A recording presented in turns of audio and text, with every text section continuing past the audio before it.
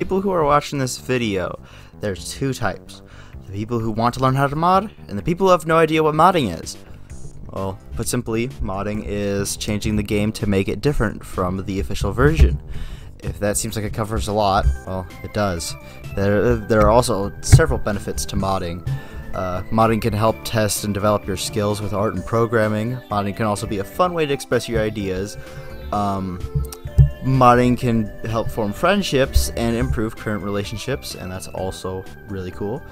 I can tell you all this because I mod my games.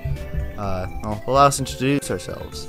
I am Dawson, age 17, and I have some experience with Rivals of Aether and Terraria. Aiden, age 5, and I have experience with Mario Kart Wii and minor experience with a few other Nintendo games. Now, before you do any modifications, be careful you are messing with the game's files, and if you aren't careful, your gamer system may be damaged. You need to know what game you want to mod for. Some modeling or art software like Blender. Know what game you want to mod for.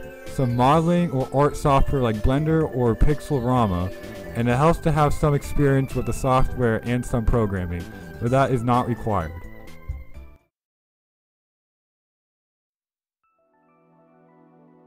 Modding requires various amounts of skills. One of the most important parts of the process are your passion and motivation. Some games are easier than others, so don't feel bad if you can't figure out how to mod a game. Typically 2D games are simpler to mod though. Some types are easier than others.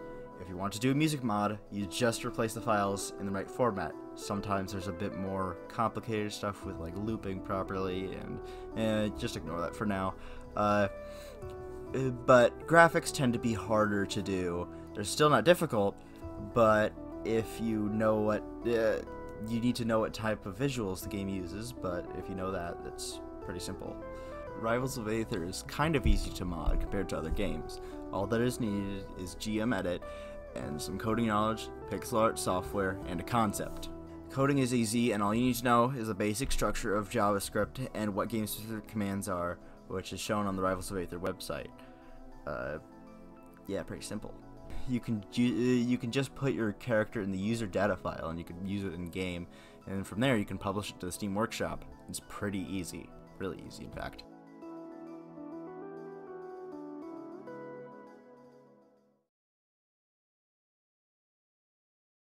Mario Kart Wii being a 3D game may seem a bit more complex to mod, but in reality it's not too difficult once you get the hang of it. The things that are required to mod Mario Kart Wii are a 3D modeling software like Blender, a Wii file editor, a sound editor if you want to add custom voices and sound effects.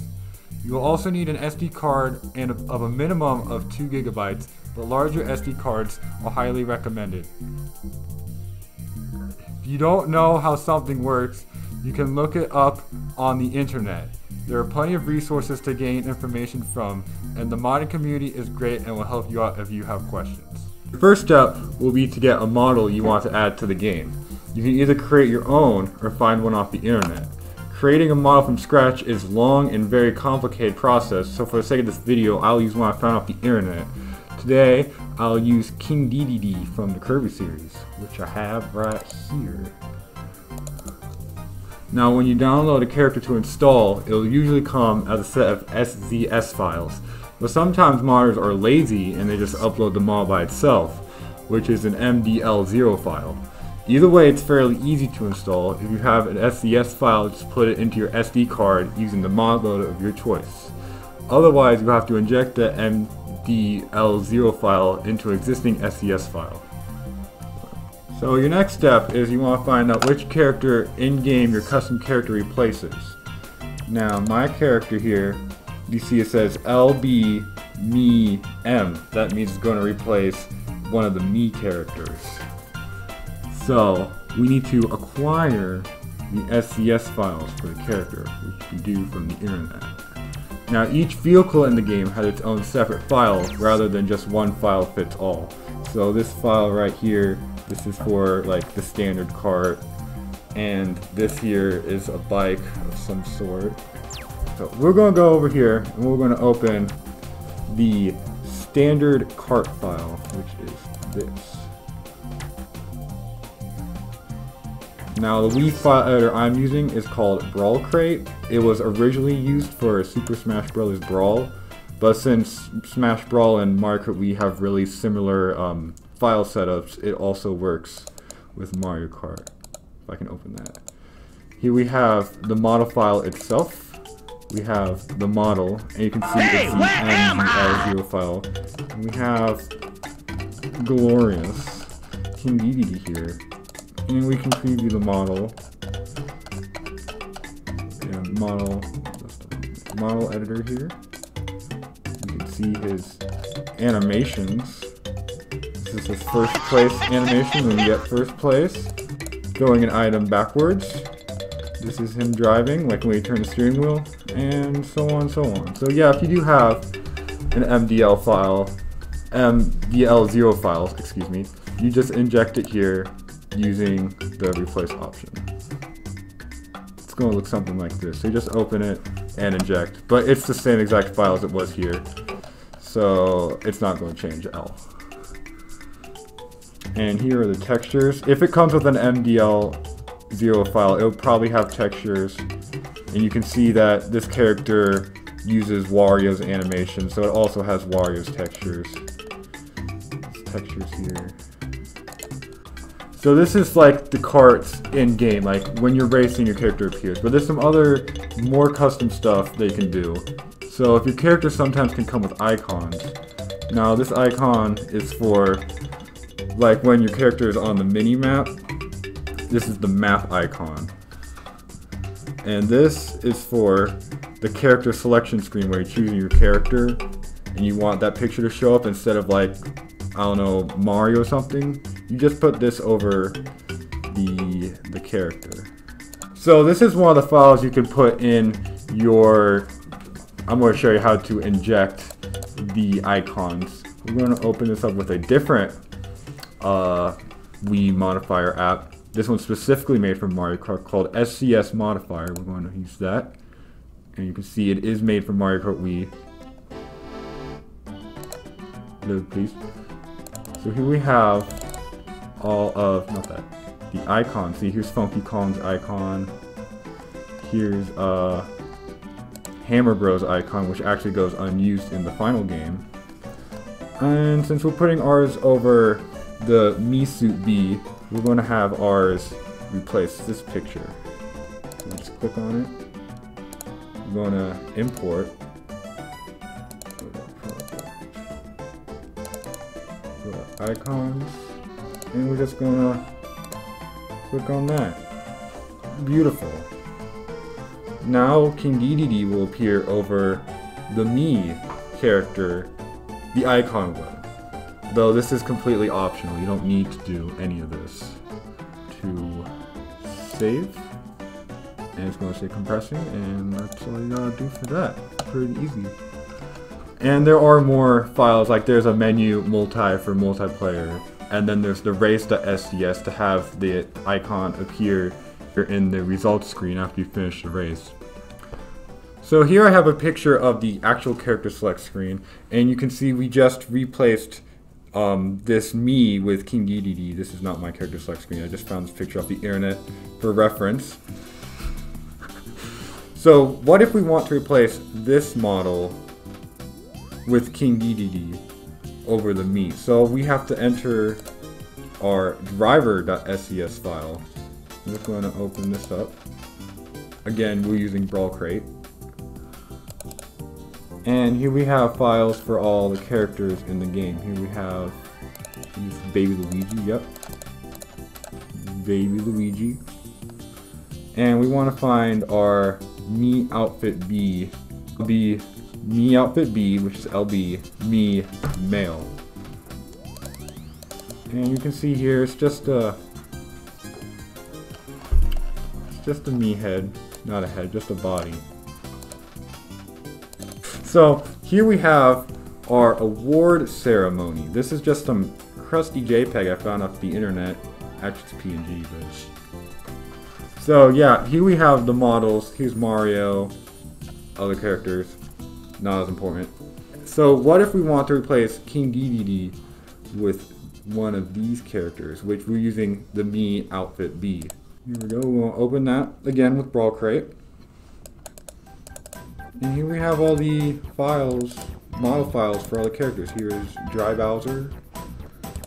Here's Luigi. We want to find Mii outfit B male, which is going to be right around here. Yes. So we just see it's a Mii body. It doesn't have the head, but that's okay. And we're going to replace this by pushing this, by right-clicking.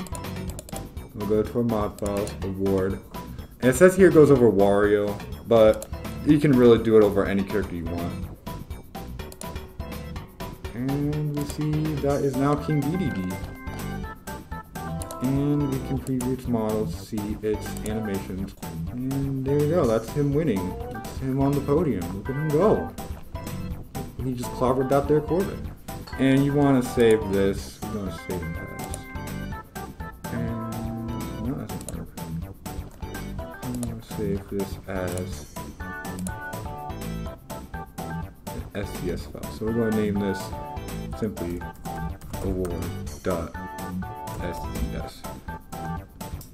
And again, you would put that into your mod loader. I personally use CTGPR, which is the best mod loader. Though you can also inject this into your ISO, but that's a whole other process.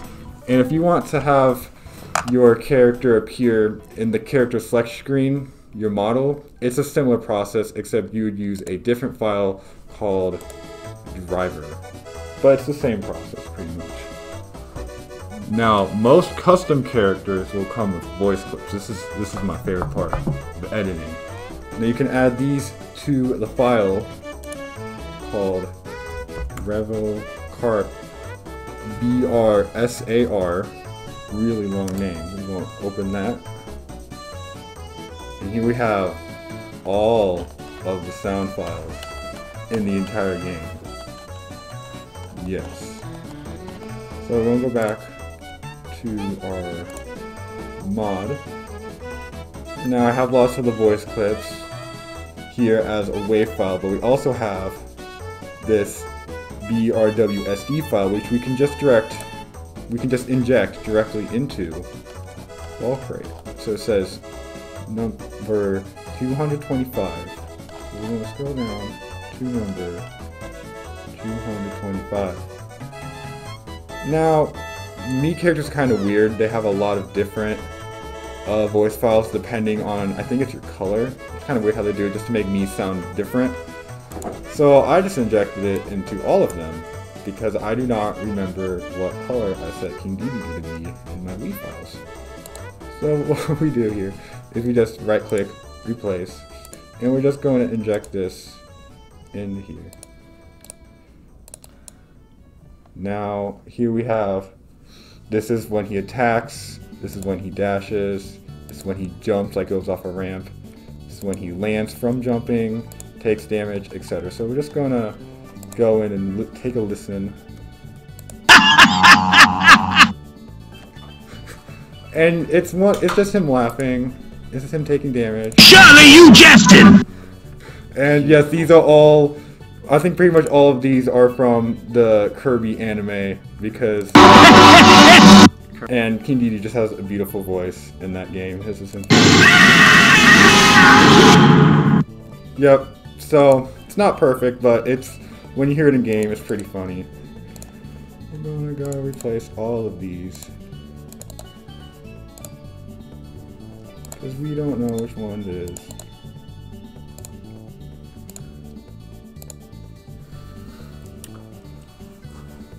And there you go. You can also inject your own, if we open this up.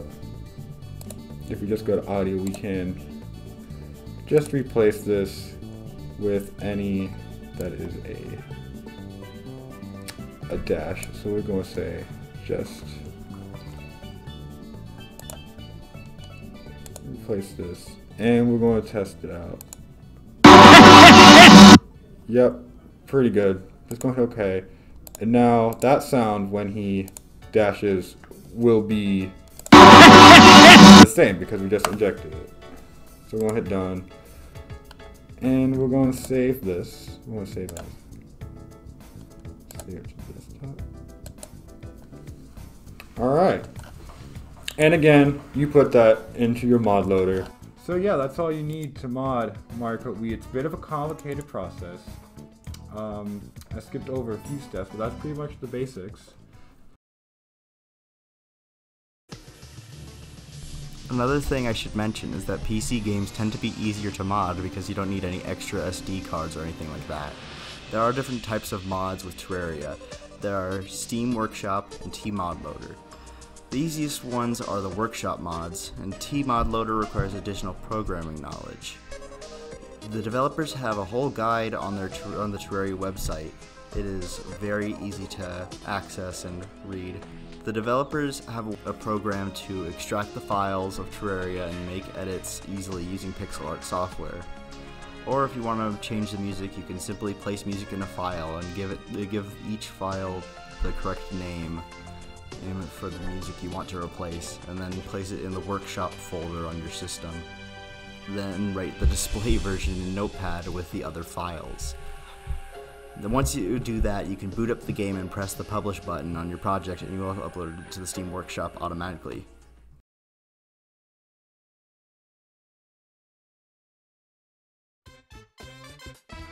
We've decided we're going to show you more about what the modding experience is like.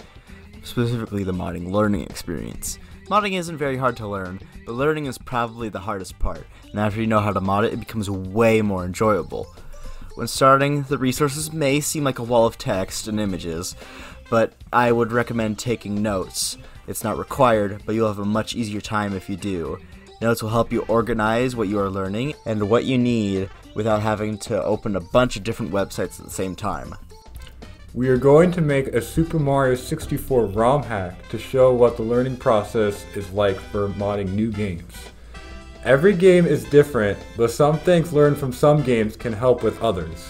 Aiden has more experience with 3D modeling, but I do have some experience and knowledge about coding. We will make another video about our ROM hack once it is done. In that, we will cover the process of learning and how the ROM hack turns out. We will also talk about what went well, what didn't work out, or what we would have done. Modding can be a lot of fun when you know what to do, and with it, you get to share your passion with the world.